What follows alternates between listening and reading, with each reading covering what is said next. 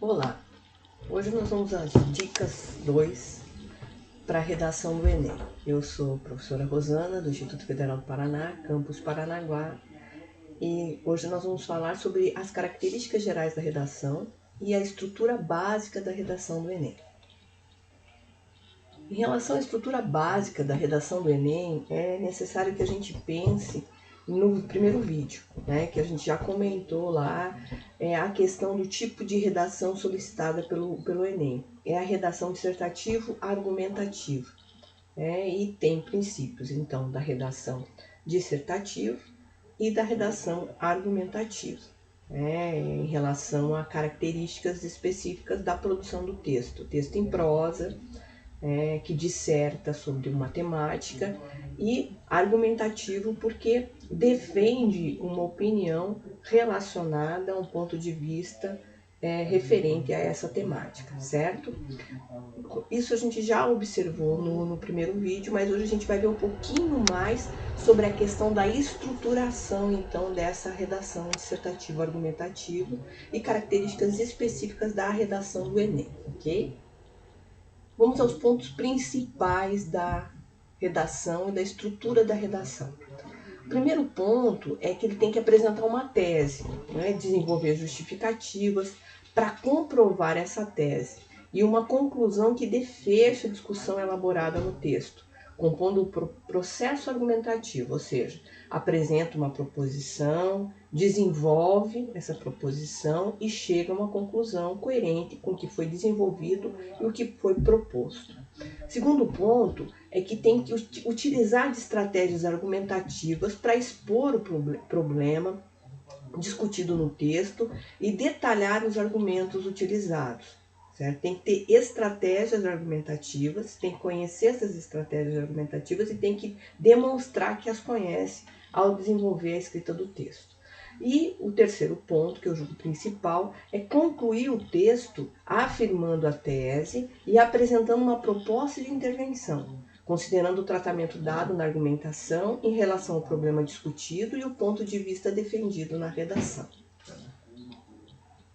Em relação à tese, a gente já abordou isso no vídeo anterior de forma bem breve, é necessário a gente pensar que é a ideia que você vai defender no texto e ela tem que estar relacionada ao tema e apoiada em argumentos ao longo da redação. Então essa ideia, ela tem que ser defendida, mas apoiada em argumentos que vão ser apresentados no desenvolvimento da redação, e reafirmados na conclusão, e coerentes com a proposta de intervenção que você vai apresentar lá na conclusão. Então, esses argumentos são as justificativas que você utiliza para convencer o seu leitor a concordar com a tese que você está defendendo. Você apresenta o seu ponto de vista, sua tese relacionada ao tema, faz reflexões em relação a esse ponto de vista e desenvolve ao longo do desenvolvimento da redação argumentos que defendam essa tese, que justifiquem o seu ponto de vista, que defendam o seu ponto de vista. Cada argumento ele deve responder à pergunta por quê, em relação à tese defendida. Então, se você defende uma determinada tese relacionada ao tema, você tem que responder por que você defende isso. Defendo isso por quê? Por causa disso, por causa disso, por causa disso. E nesses porquês você vai apresentar fatos, vai apresentar estatísticas, vai apresentar dados, vai apresentar exemplos históricos que podem ser constituídos aí ao longo do seu texto e apresentados como argumentos. Vamos pensar melhor então nessas estratégias argumentativas. O que são essas estratégias argumentativas, Elas são recursos que você tem disponíveis para utilizar no seu desenvolvimento da redação, de modo que você vai utilizar esses recursos pensando no convencimento do seu leitor.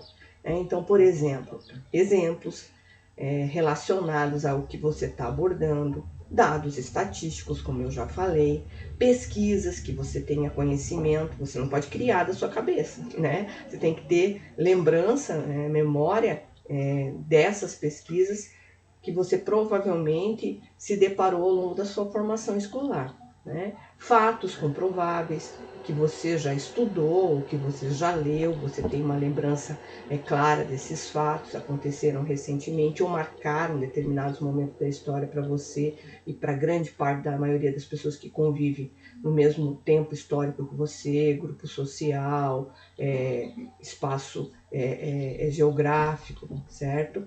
Citações ou depoimentos de pessoas especializadas no assunto que você tenha conhecimento, relembre de memória, pequenas narrativas ilustrativas, ou seja, historinhas que de alguma forma façam o seu leitor entender melhor aquilo, visualizar melhor aquilo, criar uma certa imagem daquilo que você está defendendo, né? Realizar alusões históricas, que significa dizer o quê? Fazer referência a fatos históricos, acontecimentos históricos que são comuns a todos, que a grande maioria aprendeu na escola, que consta dos livros de história ou consta da memória coletiva do grupo que você pertence. Né? Comparações entre fatos, situações, épocas, lugares distintos. Então, todas essas possibilidades são chamadas de estratégias argumentativas que você tem à disposição, que você pode utilizar. Uma questão importante que eu deixo para fechar o assunto de hoje é não ignorar a importância da conclusão. No caso do Enem especificamente, é lembrar que a conclusão deve considerar o tema, né, o problema abordado, a defesa que você realizou do seu ponto de vista ao longo da sua redação, relacionados à proposta de intervenção que é apresentada aí no fecho da sua redação. E essa proposta de intervenção, ela tem que respeitar os direitos humanos. Mas para que essa proposta de intervenção respeite os direitos humanos, é necessário que você conheça os direitos humanos. A pergunta que eu te faço, então, hoje é: você conhece a Declaração Universal dos Direitos Humanos? Que tal dar uma olhadinha nessa declaração? Pode ser que te ajude também. Por hoje é só, espero contribuir para a sua compreensão do que é a redação do Enem e de como é possível elaborar uma boa redação. Até a próxima!